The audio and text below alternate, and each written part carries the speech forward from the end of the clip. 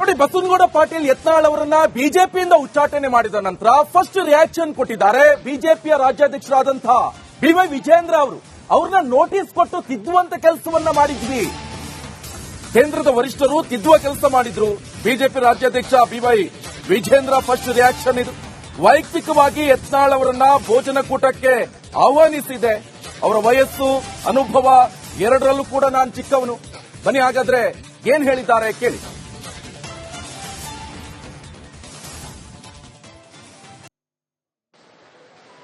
ಕೇಂದ್ರದ ನಮ್ಮ ವರಿಷ್ಠರು ಹಲವಾರು ಬಾರಿ ಬಸವನಗೌಡ ಪಾಟೀಲ್ ಯತ್ನಾಳ್ ಅವರಿಗೆ ನೋಟಿಸ್ ಅನ್ನು ಕೊಟ್ಟು ತಿದ್ದುವಂತ ಪ್ರಯತ್ನ ಮಾಡಿದ್ದಾರೆ.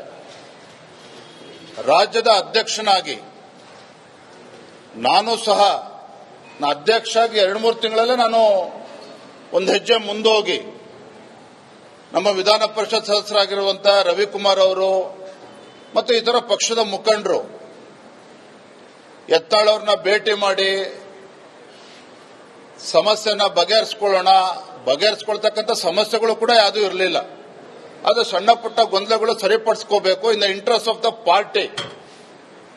ರಾಜ್ಯದ ನಮ್ಮ ಪಕ್ಷದ ಹಿತದೃಷ್ಟಿಯಿಂದ, ಕಾರ್ಯಕರ್ತರ ಒಂದು ಹಿತದೃಷ್ಟಿಯಿಂದ ಎಲ್ಲವನ್ನು ಕೂಡ ಸರಿಪಡಿಸಿಕೊಳ್ಳೋಣ ಅನ್ನುವ ಮಾತನ್ನ ನಾನು ಹೇಳಿದ್ದೆ.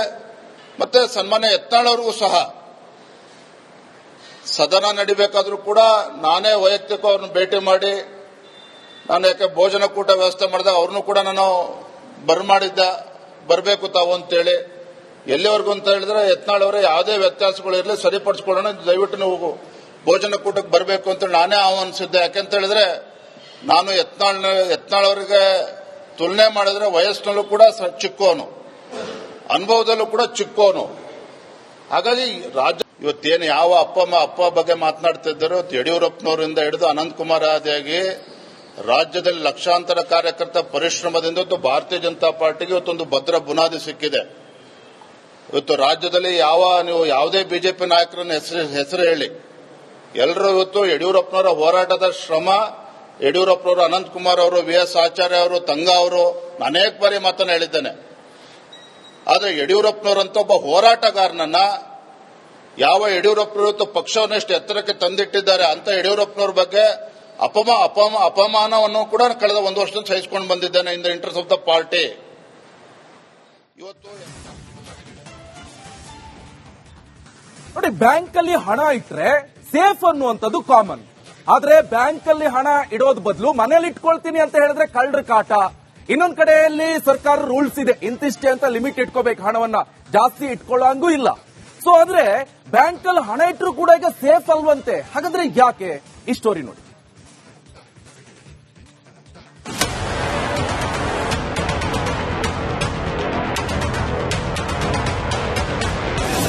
ಮೈಸೂರಿನಲ್ಲಿ ಬ್ಯಾಂಕ್ ಖಾತೆಯಲ್ಲಿದ್ದ ಹಣ ಮಾಯ. ಎಸ್ಬಿಐ ಬ್ಯಾಂಕ್ ಗ್ರಾಹಕರಿಗೆ ಟೆನ್ಷನ್.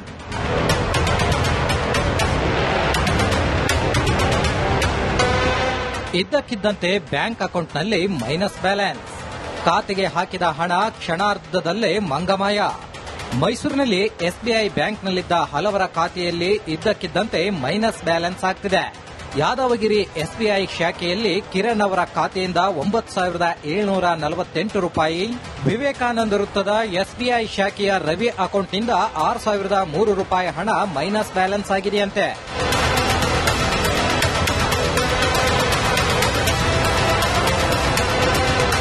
ಅವರು ಸರ್ ನಿಮ್ಮೊಬ್ಬರದ್ದೇ ಅಲ್ಲ, ಈ ಒಂದು ವೀಕ್ ಇಂದ ನಮಗೆ ತುಂಬಾ ಜನ ಬರ್ತಾ ಇದ್ದಾರೆ ಆ ತರ. ಸೊ ಇವತ್ತು ನೀವು ಆಕ್ಚುಲಿ 2ನೇವರು ಮೇಡಮ್, ಆಕ್ಚುಲಿ ಬೆಳಗ್ಗೆ ಮೊದಲನೇ ಒಂದ್ಸರಿ ಬಂದಿದೆ ಅಂತಂದೆ. ಇಲ್ಲ ತುಂಬಾ ಜನ ಬರ್ತಾ ಇದ್ದಾರೆ. 15ನೇ ತಾರೀಕು ಒಂದು ಲಿಸ್ಟ್ ಔಟ್ ಇದೆ ನೋಡಿ, ಇಲ್ಲೊಂದು 500 ಮೆಂಬರ್ಸ್ ಇದ್ದಾರೆ. ಇವರಿಷ್ಟು ಅನ್ನೋದು ಸೇಮ್ ಹಿಂಗೆ ಆಗಿದೆ. 25ನೇ ತಾರೀಕು ತುಂಬಾ ಜನದ ಅಕೌಂಟ್ ಹಂಗಾಗಿದೆ. ನಾಟ್ ಓನ್ಲಿ ನಮ್ಮ ಬ್ರಾಂಚ್, ಮೈಸೂರಲ್ಲಿ ಎಲ್ಲಾ ಬ್ರಾಂಚ್ ಅಲ್ಲಿ ಈ ತರ ಆಗಿದೆ ಅಂತ ಹೇಳಿದ್ದಾರೆ. ಎಲ್ಲಾರ ಇದರಲ್ಲೂ ಬ್ರಾಂಚ್ ಅಲ್ಲಿ ಅಕೌಂಟ್ ಅಲ್ಲಿ ಮೈನಸ್ ಬ್ಯಾಲೆನ್ಸ್ ತೋರಿಸ್ತಾ ಇದೆ ಎಲ್ಲರಿಗೂ. ಇದರಿಂದ ಏನಾಗುತ್ತೆ ಅಂತಂದ್ರೆ, ಈಗ ನಮಗೆ 1ನೇ ತಾರೀಕು ಬಂತು, ಈಗ ಹಬ್ಬ ಇದೆ, 1ನೇ ತಾರೀಕು ಬಂತು, ಸ್ಯಾಲರಿ ಗಿಲ್ರಿ ಆಗ್ತಾರೆ ಅನ್ಕೊಳ್ಳಿ. EMIಗಳು ಇರುತ್ತೆ, EMIಗಳು ಬಟ್ ಬ್ಯಾಲೆನ್ಸ್ ಇರಬೇಕಿತ್ತು. ಆ ಲೆಕ್ಕಾಚಾರಕ್ಕೆ ಹೋದ್ರೆ EMIಗೆ ಎಲ್ಲರೂ ಏಟ್ ಬೀಳುತ್ತೆ, ಸಿವಿಲ್ಗೆ ಏಟ್ ಬೀಳುತ್ತೆ. ಸೊ ಈ ತರ ಸಮಸ್ಯೆಗಳನ್ನ ಎದುರಿಸಬೇಕಾಗಿದೆ. ಈ ಬಗ್ಗೆ ಬ್ಯಾಂಕ್ಗೆ ಹೋಗಿ ವಿಚಾರಿಸಿದ್ರೆ ಸಿಬ್ಬಂದಿ ಯಾವುದೇ ಮಾಹಿತಿ ನೀಡುತ್ತಿಲ್ವಂತೆ. ದೂರು ಕೊಡಲು ಹೋದ್ರೆ ಈಗಾಗಲೇ ಜಾರ್ಖಂಡ್ನಲ್ಲಿ ದೂರು ದಾಖಲಾಗಿದೆ ಎಂಬ ಮಾಹಿತಿ ಸಿಕ್ಕಿದೆ.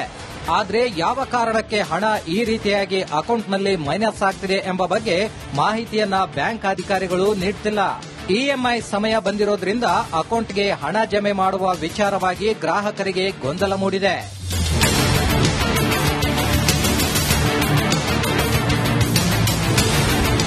ರಾಷ್ಟ್ರೀಕೃತ ಬ್ಯಾಂಕ್ಗಳಲ್ಲಿ ಈ ರೀತಿಯಾಗಿ ಅವಾಂತರವಾದ್ರೆ ಯಾವ ಬ್ಯಾಂಕ್ ಸೇಫ್ ಅನ್ನೋದು ಜನರಲ್ಲಿ ಆತಂಕ ಸೃಷ್ಟಿಸಿದೆ. ಇನ್ನಾದ್ರೂ ಮೂಲ ಕಾರಣ ಹುಡುಕೋ ಪ್ರಯತ್ನ ಮಾಡುತ್ತಾ ಖಾತೆದಾರರಿಗೆ ಗೊಂದಲ ನಿವಾರಣೆಯಾಗುತ್ತಾ ಅನ್ನೋದನ್ನ ಕಾಯ್ದು ನೋಡಬೇಕಿದೆ. ವಿನೋದ್ ಪಡವಾರಹಳ್ಳಿ, ರಿಪಬ್ಲಿಕ್ ಕನ್ನಡ, ಮೈಸೂರು.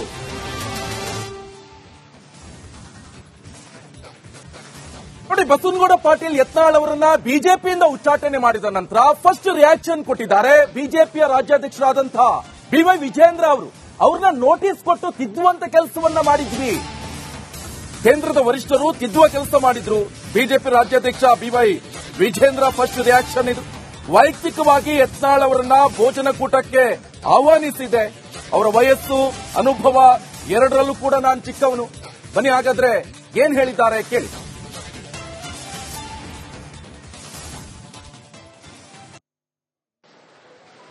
ಕೇಂದ್ರದ ನಮ್ಮ ವರಿಷ್ಠರು ಹಲವಾರು ಬಾರಿ ಬಸವನಗೌಡ ಪಾಟೀಲ್ ಯತ್ನಾಳ್ ಅವರಿಗೆ ನೋಟಿಸ್ ಅನ್ನು ಕೊಟ್ಟು ತಿದ್ದುವಂತ ಪ್ರಯತ್ನ ಮಾಡಿದ್ದಾರೆ. ರಾಜ್ಯದ ಅಧ್ಯಕ್ಷನಾಗಿ ನಾನು ಸಹ ಅಧ್ಯಕ್ಷ ಆಗಿ 2-3 ತಿಂಗಳಲ್ಲೇ ನಾನು ಒಂದು ಹೆಜ್ಜೆ ಮುಂದೋಗಿ ನಮ್ಮ ವಿಧಾನ ಪರಿಷತ್ ಸದಸ್ಯರಾಗಿರುವಂತಹ ರವಿಕುಮಾರ್ ಅವರು ಮತ್ತು ಇತರ ಪಕ್ಷದ ಮುಖಂಡರು ಯತ್ನಾಳ್ ಅವ್ರನ್ನ ಭೇಟಿ ಮಾಡಿ ಸಮಸ್ಯೆನ ಬಗೆಹರಿಸಿಕೊಳ್ತಕ್ಕಂಥ ಸಮಸ್ಯೆಗಳು ಕೂಡ ಯಾವುದೂ ಇರಲಿಲ್ಲ. ಅದು ಸಣ್ಣ ಪುಟ್ಟ ಗೊಂದಲಗಳು ಸರಿಪಡಿಸ್ಕೋಬೇಕು in the interest of the party. ರಾಜ್ಯದ ನಮ್ಮ ಪಕ್ಷದ ಹಿತದೃಷ್ಟಿಯಿಂದ, ಕಾರ್ಯಕರ್ತರ ಒಂದು ಹಿತದೃಷ್ಟಿಯಿಂದ ಎಲ್ಲವನ್ನು ಕೂಡ ಸರಿಪಡಿಸಿಕೊಳ್ಳೋಣ ಅನ್ನುವ ಮಾತನ್ನ ನಾನು ಹೇಳಿದ್ದೆ. ಮತ್ತೆ ಸನ್ಮಾನ್ಯ ಯತ್ನಾಳ್ ಅವರಿಗೂ ಸಹ ಸದನ ನಡಿಬೇಕಾದ್ರೂ ಕೂಡ ನಾನೇ ವೈಯಕ್ತಿಕ ಅವ್ರನ್ನ ಭೇಟಿ ಮಾಡಿ, ನಾನು ಯಾಕೆ ಭೋಜನಕೂಟ ವ್ಯವಸ್ಥೆ ಮಾಡಿದಾಗ ಅವ್ರನ್ನೂ ಕೂಡ ನಾನು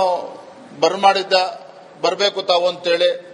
ಎಲ್ಲಿವರೆಗೂ ಅಂತ ಹೇಳಿದ್ರೆ ಯತ್ನಾಳ್ ಅವರೇ ಯಾವುದೇ ವ್ಯತ್ಯಾಸಗಳು ಇರಲಿ ಸರಿಪಡಿಸ್ಕೊಳ್ಳೋಣ, ದಯವಿಟ್ಟು ನೀವು ಭೋಜನಕೂಟಕ್ಕೆ ಬರಬೇಕು ಅಂತೇಳಿ ನಾನೇ ಆಹ್ವಾನಿಸಿದ್ದೆ. ಯಾಕೆಂತ ಹೇಳಿದ್ರೆ ನಾನು ಯತ್ನಾಳ್ ಅವರಿಗೆ ತುಲನೆ ಮಾಡಿದ್ರೆ ವಯಸ್ಸಿನಲ್ಲೂ ಕೂಡ ಚಿಕ್ಕವನು, ಅನುಭವದಲ್ಲೂ ಕೂಡ ಚಿಕ್ಕವನು. ಹಾಗಾಗಿ ರಾಜ್ಯ ಇವತ್ತೇನು ಯಾವ ಅಪ್ಪ ಬಗ್ಗೆ ಮಾತನಾಡ್ತಿದ್ದಾರೋ, ಯಡಿಯೂರಪ್ಪನವರಿಂದ ಹಿಡಿದು ಅನಂತಕುಮಾರ್ ಆದಿಯಾಗಿ ರಾಜ್ಯದಲ್ಲಿ ಲಕ್ಷಾಂತರ ಕಾರ್ಯಕರ್ತರ ಪರಿಶ್ರಮದಿಂದ ಇವತ್ತು ಭಾರತೀಯ ಜನತಾ ಪಾರ್ಟಿಗೆ ಇವತ್ತೊಂದು ಭದ್ರ ಬುನಾದಿ ಸಿಕ್ಕಿದೆ. ಇವತ್ತು ರಾಜ್ಯದಲ್ಲಿ ನೀವು ಯಾವುದೇ ಬಿಜೆಪಿ ನಾಯಕರನ್ನ ಹೆಸರು ಹೇಳಿ, ಎಲ್ಲರೂ ಇವತ್ತು ಯಡಿಯೂರಪ್ಪನವರ ಹೋರಾಟದ ಶ್ರಮ